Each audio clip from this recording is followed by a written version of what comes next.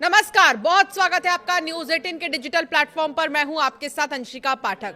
Congo के पूर्वी इटूरी प्रांत में इबोला से अब तक 80 लोगों की मौत हो चुकी है।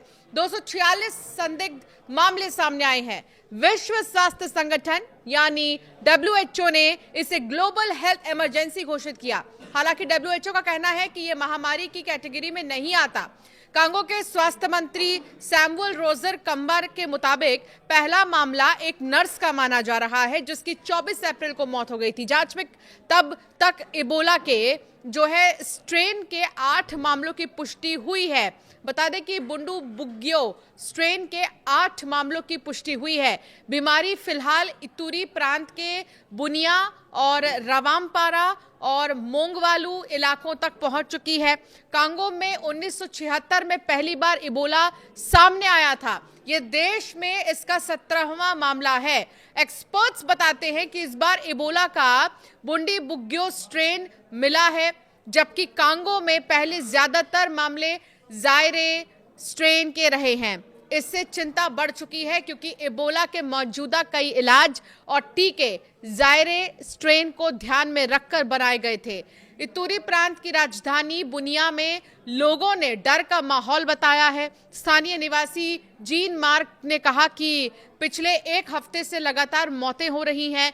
कई बार एक ही दिन में 2 से 3 या उससे ज्यादा लोगों का अंतिम संस्कार करना पड़ रहा है। उन्होंने ये भी बताया कि शुरुआत में लोगों को समझ ही नहीं आया कि बीमारी आखिर है क्या।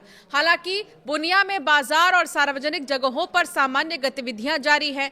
पड़ोसी देशों में भी अब खतरा बढ़ रहा है। युगांडा में कांगो से जुड़ा इबोला का एक मामला सामने आया। संक्रमित मरीज की 14 मई को कंपाला के एक अस्पताल में मौत हो गई। बाद में शव कांगो वापस भेज दिया गया है। युगांडा ने फिलहाल किसी दूसरे स्थानीय मामले की पुष्टि नहीं की है। अफ्रीका की सार्वजनिक स्वास्थ्य एजेंसी ने युगांडा और दक्षिण सूडान में बीमारी फैलने का खतरा जताया। केन्या ने भी क्षेत्रीय आवाजाही को देखते हुए एहतियात बढ़ा दी है। सरकार ने इबोला की तैयारी के लिए अलग टीम बनाई है और सभी एंट्री पॉइंट्स पर निगरानी कड़ी कर दी गई है।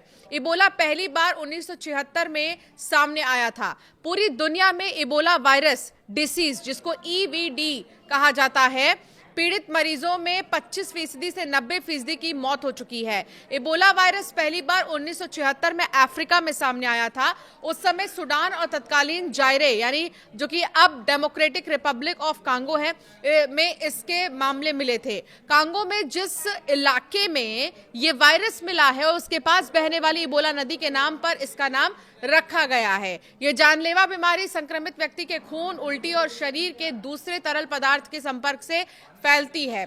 इबोला से सबसे ज्यादा प्रभावित देशों में कांगो शामिल है, जहां कई बार इसके मामले सामने आ चुके हैं। 2014 से 2016 के बीच पश्चिम अफ्रीका में फैला इबोला इतिहास का सबसे बड़ा प्रकोप था।